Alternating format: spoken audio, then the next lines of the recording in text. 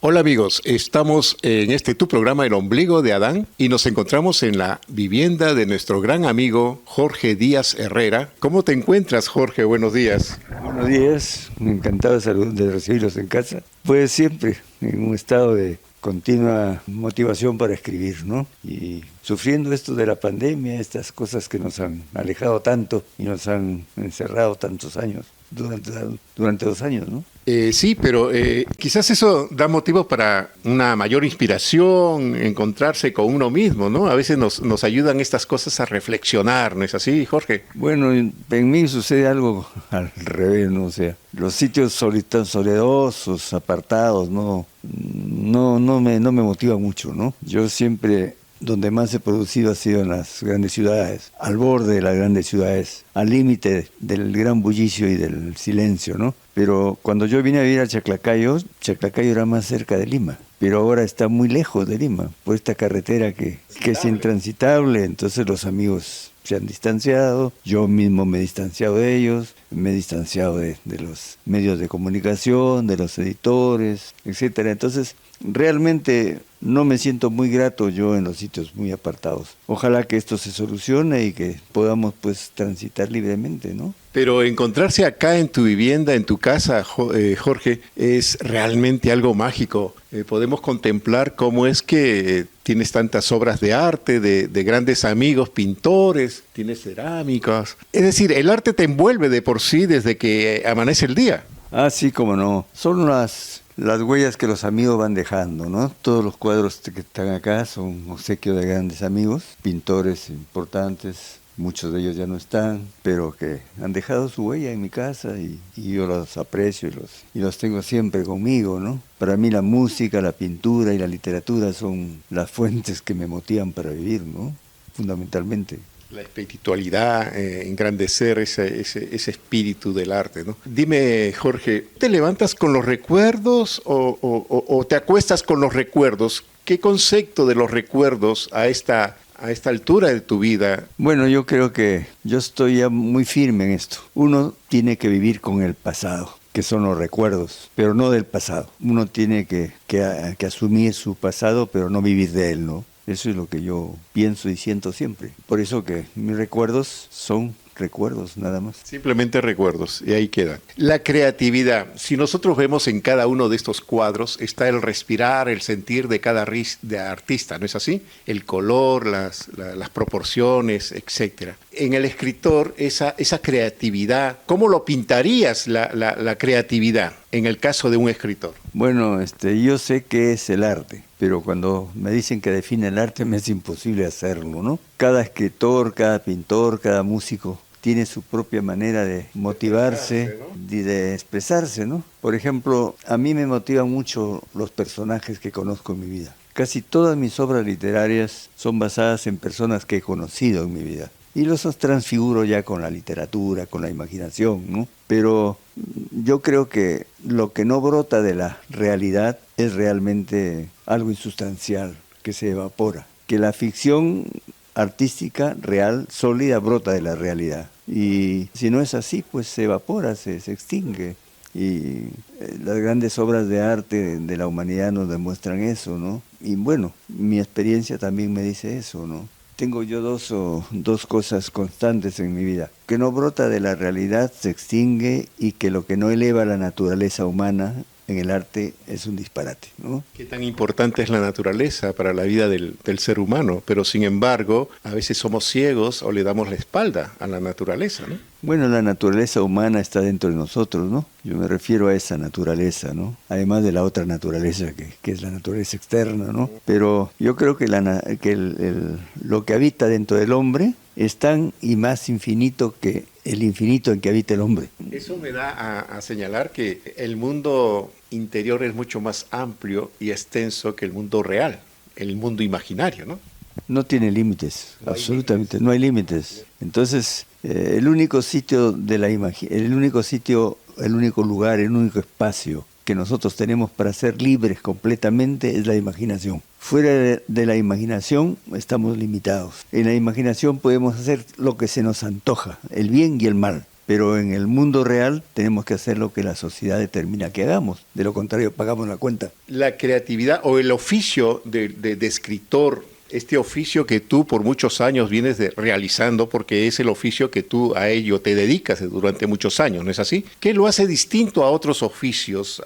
La diferencia en algunos detalles o términos. Yo creo que la diferencia es palpable, ¿no? Es como si yo dijera en qué se diferencia pues un aviador de un carpintero, ¿no? Es evidente, o sea, no se necesita describir, ya se ve nomás, ¿no? Un escritor pues se dedica a escribir, pero también a hacer otras cosas, y quien no es escritor hace otras actividades, ¿no? Por ejemplo, yo no sabría diferenciar entre lo que motiva a un ebanista para hacer sus trabajos de ebanistería de tallado de madera a lo que motiva a un escritor. Pero sí podía ver la diferencia de cómo hace el ebanista y cómo hace el escritor para construir sus libros, ¿no? El ebanista agarra un cincel y el pintor agarra sus palabras, ¿no? Entonces, ahí estaría quizá una diferencia, pero por lo demás, cada oficio se diferencia palpablemente de otro, ¿no? En ambos hay creatividad, ¿no es así? Bueno,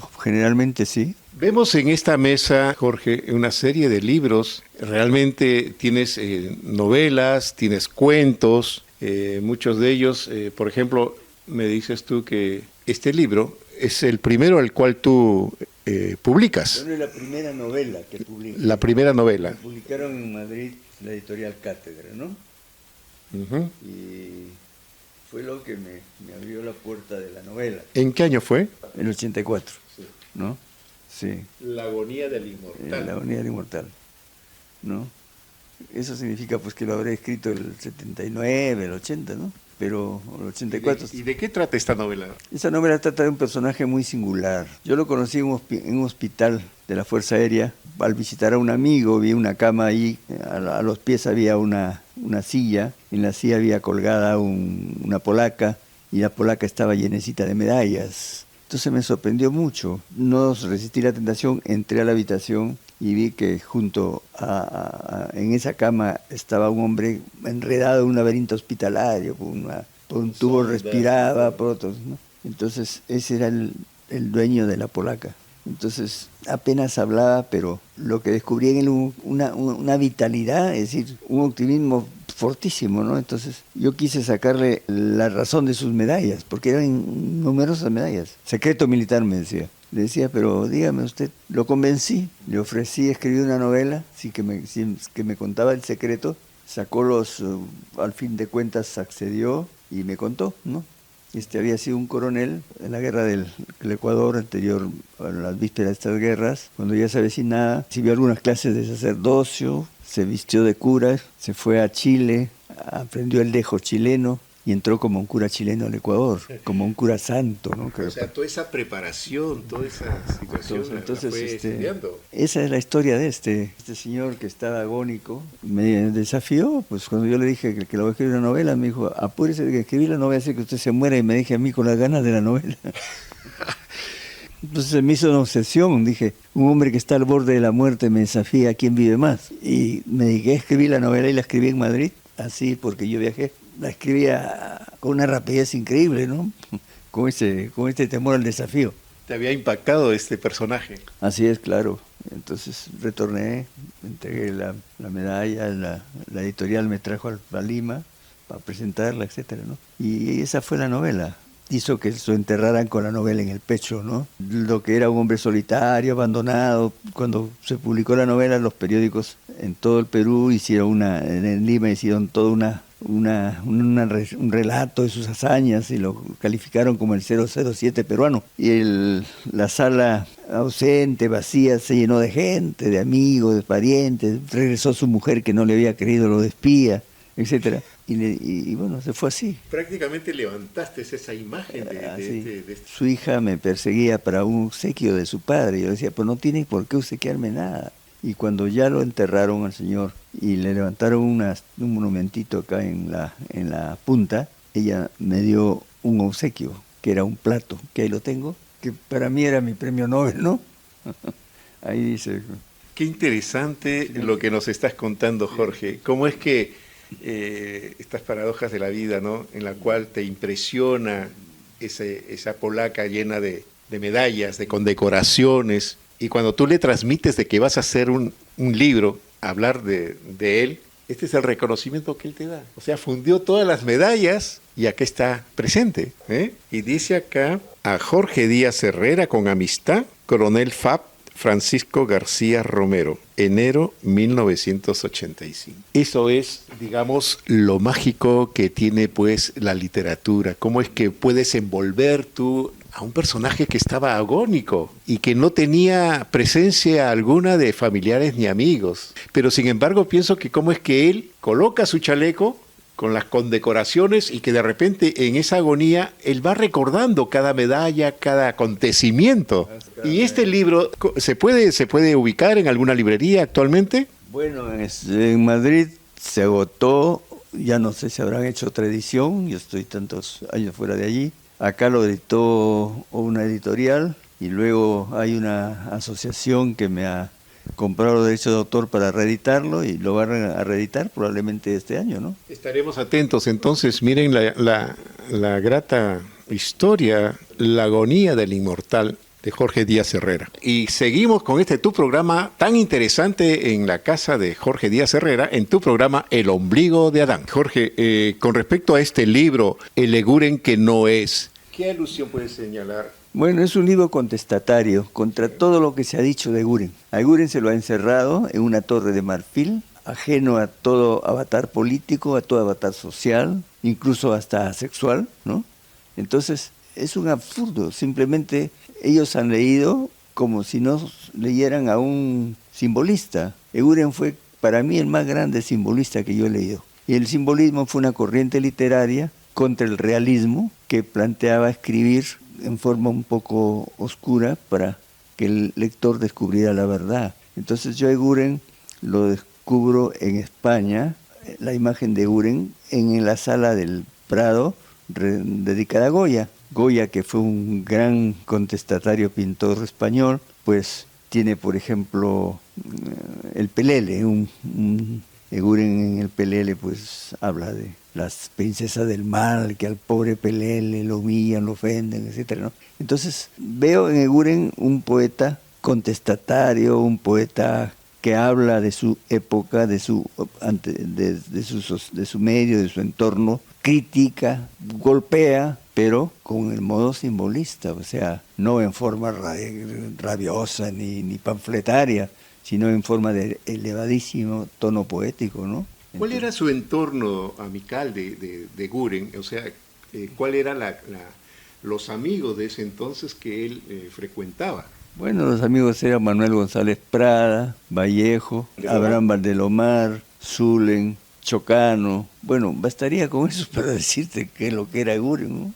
Mariátegui, ¿no? Que le hace un homenaje incluso en la revista Mauta, ¿no? Ese era su entorno. Época tan maravillosa esa, ¿no? De personajes representativos de nuestra literatura. Sí, ese fue el entorno de Eguren y lógicamente en ese entorno él no va a ser pues un poeta abstraído de la realidad. Pues. Entonces, ¿este libro en qué año lo editas? Lo editas también el 2018. Sí, la Universidad Guillermo Urrelo de Cajamarca me concedió el doctor honoris causa. Y cuando uno recibe el doctor honoris causa debe dar un discurso académico. Y yo di como discurso académico el tema sobre Eguren. Y el rector de esa universidad me dijo que si yo podía, si tuviera un libro sobre Eguren. Le digo, sí, tengo un libro escrito sobre Eguren. Y me lo publicó. Desgraciadamente allá. Entonces ha tenido poca difusión acá en Lima. Y eso fue antes de la pandemia. Entonces acá se presentó, me invitó la Casa de la Cultura de España para presentarlo en su casa, en su auditorio, pero me enviaron 20 libros de Cajamarca, 20 libros, que se agotaron, por cierto, ¿no? Y no alcanzó ni para los periodistas que pidieron. Entonces, ojalá que pase esta pandemia y haya otras ediciones, ¿no? Desde el ombligo de Adán vamos a difundir tu obra, Jorge, porque realmente es muy vasta. Esta poesía, por ejemplo, la silueta en este libro, en la cual tú señalas de Eguren, dice: en la dulce estancia esteras camillas alumbran lámparas amarillas, Bajo cobertores están forajidos con raros temblores dormidos. En pared siniestra del fondo alumbrado se ve la silueta de un asesinado, con el aire altivo, faz tenebrecida, rostro vengativo después de la vida. Ay, no está en la alcoba cadáver presente, pero está la sombra con ira doliente. Realmente habla pues de un personaje. Al sacerdocio que únicamente, ¿no? Nos impacta. No predica, pero no. Es la imagen de esto es algo contestatario, pues realmente, ¿no? Claro, y toda su poesía es así. Además tiene una poesía, la poesía de Guren es terrible, es fantasmagórica. Hay muertos que hablan, caballos que resucitan, fantasmas, curas que vienen del otro mundo. Es decir, es tétrica. No es para niños, como dicen, ¿no? Es lo más alejado que puede ser. Es decir, se ha difundido el otro lado de Guren y no el... Es que el lado, no sé, aquí el que habla primero tiene la razón. Y el que habló primero dijo eso y todos lo han repetido. Todos lo han repetido hasta el cansancio y han hecho de Guren esa imagen, ¿no? Por eso que yo ahora... Este es un trabajo de investigación, mi querido. Y además un trabajo de investigación real, no es un trabajo inventado, está demostrado con sus propias palabras. De España he recibido muchas cartas sobre este trabajo, pero en Lima falta crítica literaria. Bastante. Falta crítica literaria y falta difusión cultural, ¿no? En los periódicos no hay páginas culturales.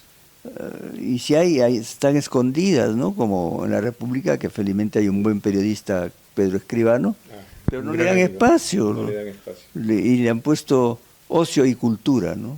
Realmente que esas cosas culturalmente en nuestro país suelen pasar, pero llegará el momento en que cambie todo, mi querido. En este libro, El placer de leer a Vallejo en zapatillas, Jorge Díaz Herrera. Hace muchos años, cuando se celebró el 50 aniversario de la muerte de Vallejo, cuando se conmemoró en Madrid, me invitaron al homenaje a Vallejo. Y ahí estuvieron vallejianos de todo el mundo, ¿no?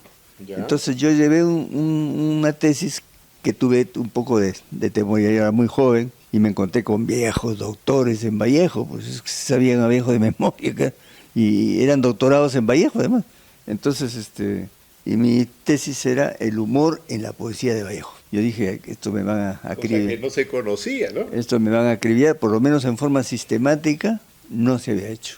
Claro. Entonces, di el discurso, la conferencia, estaba el ministro de Cultura, estaba toda la gente, estaba muy bonita y bueno, hubo una sola réplica de un andaluz que fue cordial, pero Pauli, el gran difusor de la poesía de Vallejo en Italia, Roberto Pauli me dijo, mira, conviértelo en libro. Y han pasado como 30 años para convertirlo en libro. Y está vigente. Pero es una cosa que no lo habían dicho nadie.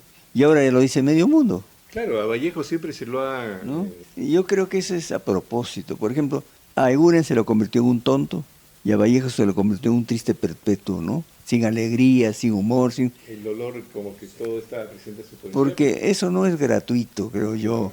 Creo que quienes han manejado la conciencia del Perú nos han guiado hacia eso, ¿no? A que seamos un país apagado, un país sin autoestima, un país sin perspectivas mayores, ¿no?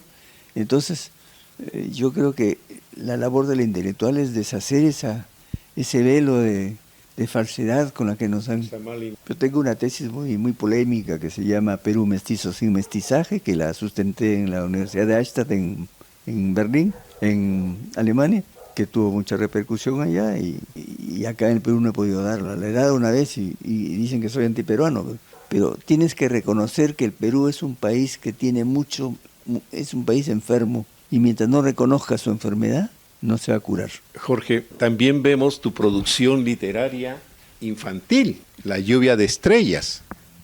Sí, La lluvia de estrellas, esta es mi abuela. ¿Tu abuela? La abuela que me crió, sí. ¿Cómo se llamaba? Adelaida Herrera Pereira. Ella me contó que ella había asistido a una lluvia de estrellas y efectivamente la lluvia de estrellas es un fenómeno que se produce, ¿no? Cada cierto tiempo. Cada cierto tiempo, claro que las estrellas no caen al suelo, pero parece que caen, ¿no? Entonces, eso me motivó este libro, ¿no? La lluvia de estrellas. Sí. Abuela ve el gran laberinto que las estrellas arman en el cielo. Una noche sin luna, pero el carpintero don Cojo Esteves no le cree y terco como su dura pierna de palo prefiere recordar su naufragio de cuando era marinero. La lluvia de estrellas. Tenemos acá también la boa de Pepito. Que es un poco basado en un nieto mío que una vez me capturó del jardín de la casa que teníamos un gusanito grande, ¿no? Ya. Y lo tenía en una canasta diciendo que era una culebra cuando crezca, ¿no? La inocencia de los niños es grande, ¿no?